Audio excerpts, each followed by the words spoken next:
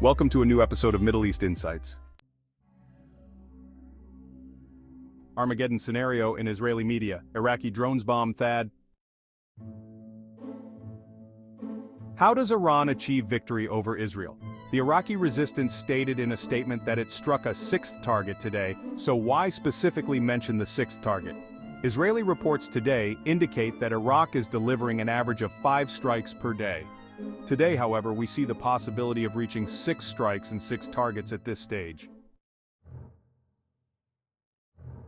Why this escalation by the Iraqis?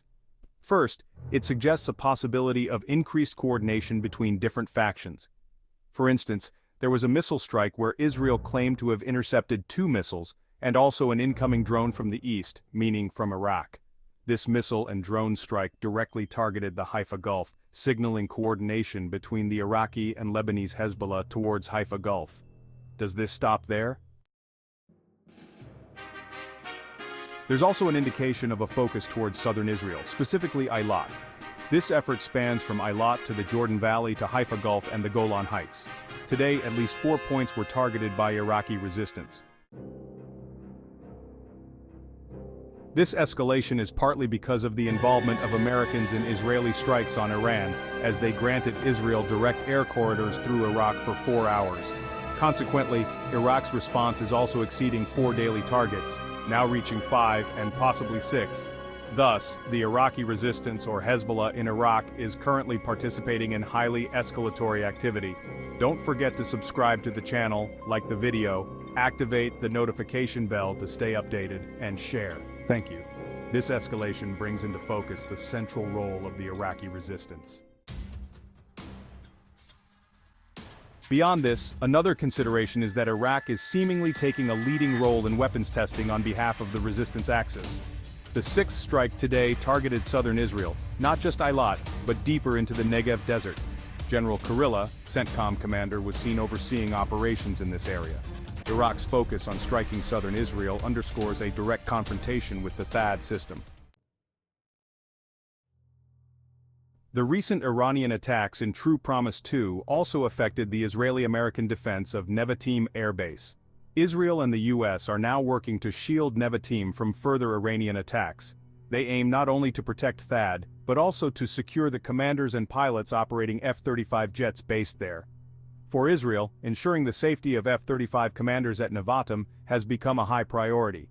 The recent missile strike targeted the F-35, and Israel, with American assistance, has since been fortifying Nevatim against future Iranian assaults.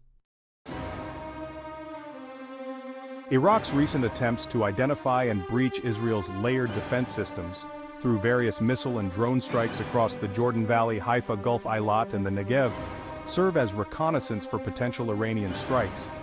Iraqi resistance, specifically through drones and missiles, has helped reveal Israeli and American defensive positions. These discoveries could pave the way for a more coordinated Iranian attack. According to Israeli assessments, this scenario could involve the use of 400 advanced missiles aimed at Israel.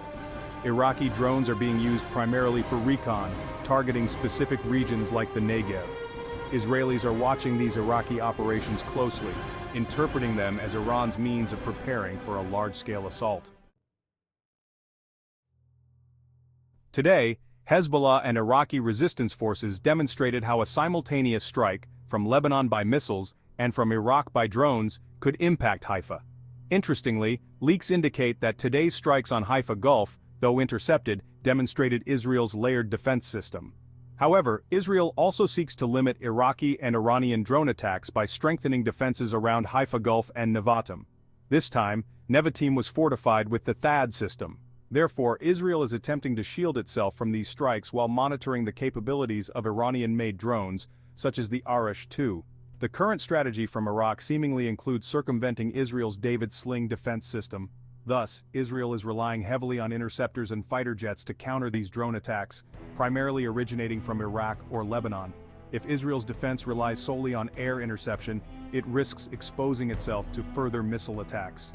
Israeli analysts, like Lieberman, are calling for a preemptive strike, fearing that Iran might surprise them with a simultaneous missile and drone assault, coordinated from multiple directions.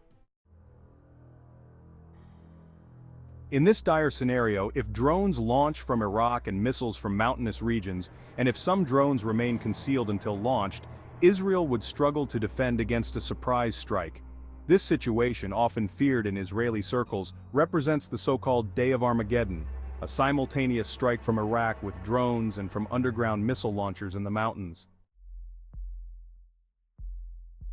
For Israeli strategists, this situation has become critical, and they are working to prevent a scenario where drones from Iraq launch in unison with missile strikes, creating a catastrophic scenario for Israel.